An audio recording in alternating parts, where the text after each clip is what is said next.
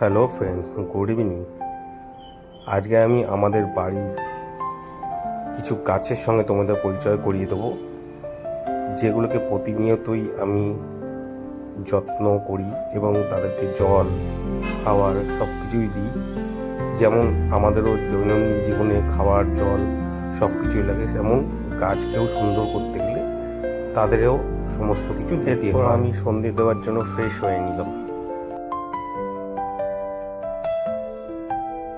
Krishna Krishna Krishna Hare Hare Rama Hare Krishna Krishna Krishna Krishna Hare Hare Rama Hare Krishna Krishna Krishna Krishna Hare।